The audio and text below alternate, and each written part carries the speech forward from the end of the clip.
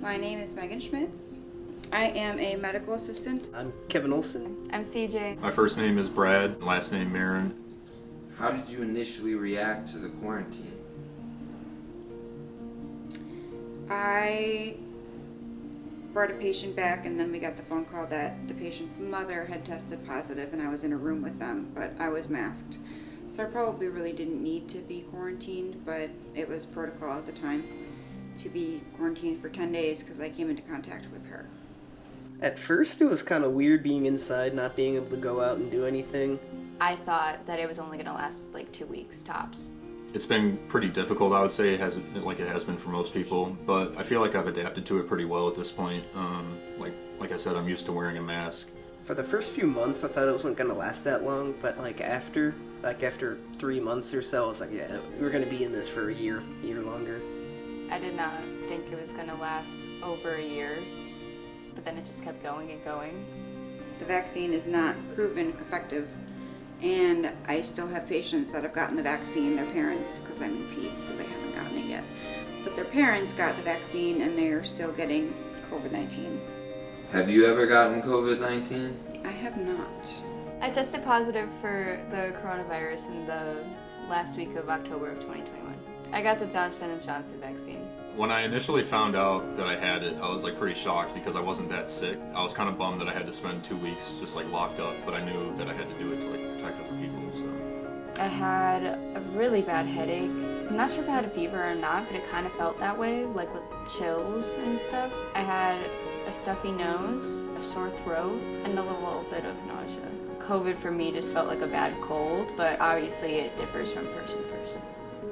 Right in the beginning, I got super sick before all the COVID tests and everything were going around, so I didn't get tested, but all my symptoms were exactly everything with COVID. I lost my taste, my smell, and it was like a really bad cold, it felt like. How has COVID-19 affected your mental health? Burnout is real. It didn't really affect my mental health that bad. It did get kind of lonely just being locked in for 2 weeks, but that was the only thing. It wasn't that bad for me. After a few weeks, I kind of adjusted to it, and it's like, okay, it is what it is. I got super into programming. That's what I'd spent all my time doing. So then it didn't really affect my mental health too bad, I don't think. I really learned a lot, and I think I grew as a person. I watched a lot of movies and I played a lot of video games. It gave me a lot of time to think, and I came to the realization that I'm non-binary during COVID. Being in quarantine specifically really messed with my head because I was forced to be alone. We have so many patients now because we're playing catch up on all the kids that weren't coming into the doctors, so they're coming in now for their well visits, and the doctors are adding on patient after patient. Now schools are requiring every child to have a COVID test when they have a runny nose, which could be from allergies, and it's just crazy, and we're overwhelmed and we're overworked and we're tired. Has anyone around you gotten COVID? Yeah, I know some people, like CJ got COVID. I've gotten COVID, and I know family members who have, and also friends who have gotten it. My mom and my sister got COVID. Cousins, a few of my cousins got COVID too. Those 2 times my roommates got COVID, I had to quarantine them. And then other than that, no, it wasn't too bad. Nobody else around here did, but one of my other friends did. Did you take the pandemic seriously when quarantine started? Yeah, I took it seriously. I listened to all the rules, the CDC, listened to the mask mandate.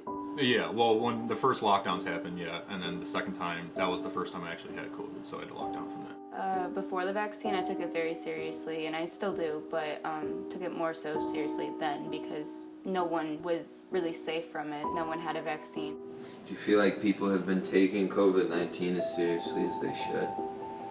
Not anymore. The vaccine came out and everybody thinks that they're fine, but they're really not. Here in America, they don't really like being told what to do. They absolutely hate it. They'll do pretty much anything besides doing what they're being told to do. I learned that there's some people who are more willing to sacrifice things to protect other people. I always kind of thought most people would be willing to wear a mask or get a vaccine or something like that, so that was kind of shocking. Even something that affects all of us, no matter what, people still go about it in a different way. And others don't even care that there is a problem. They don't want to fix it.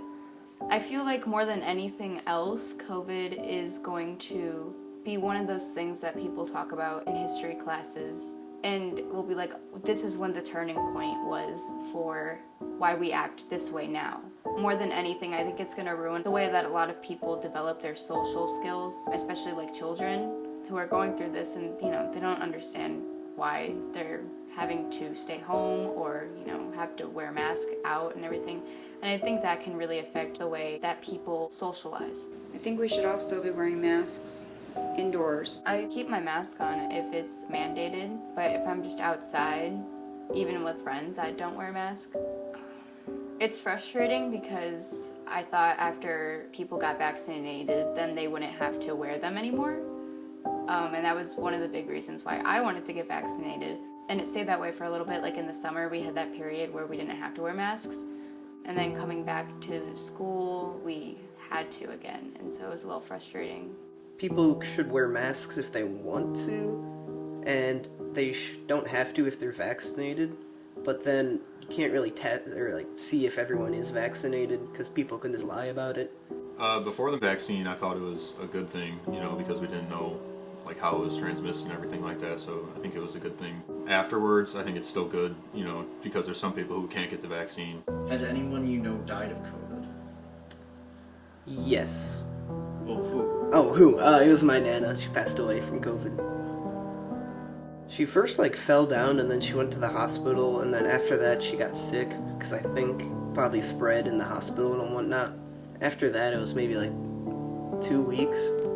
You could see her degrading over time when in the hospital. By the time I went to go visit her because I was away at college, she wasn't talking or anything. We had, I think, 90-something patients in-house. At the worst of it, there was a body truck.